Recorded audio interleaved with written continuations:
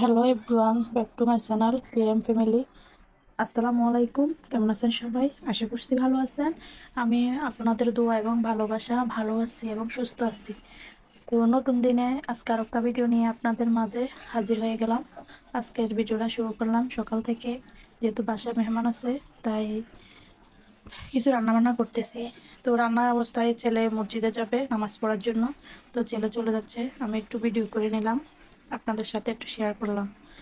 তো আজকে কি কি রান্নার আয়োজন থাকছে, আপনারা যদি ফুল ভিডিও দেখবেন, ফুল ভিডিওটা দেখলে বুঝতে পারবেন আমি কি কি মেহমানদের জন্য রান্নার আয়োজন করছি। আসলে পৃথিবী এমনই, এমন এক অবস্থা। এই পৃথিবীতে আসলে বাবা মা না থাকলে আসলে পৃথিবীতে কোনো মূল্য নাই, কোনো দাম নাই।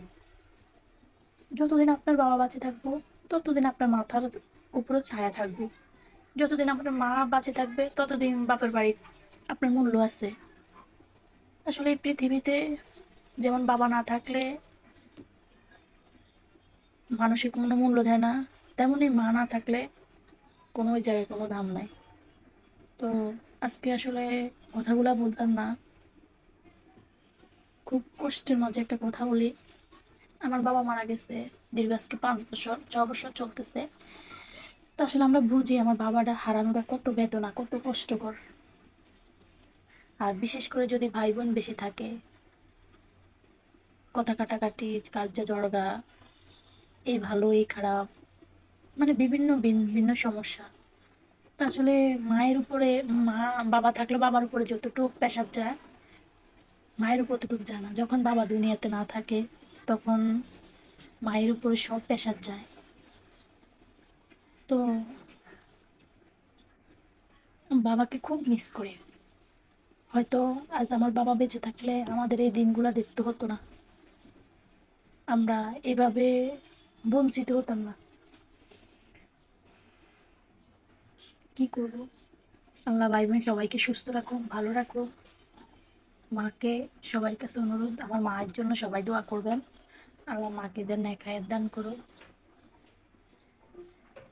আসলে কি বলবো, পৃথিবীতে এমনই, যিনি গর্ভধারণ করছে, ছেলে মেয়ে সন্তানের দুঃখ একমাত্র মা বাবা ছাড়া কেউ বোঝে না।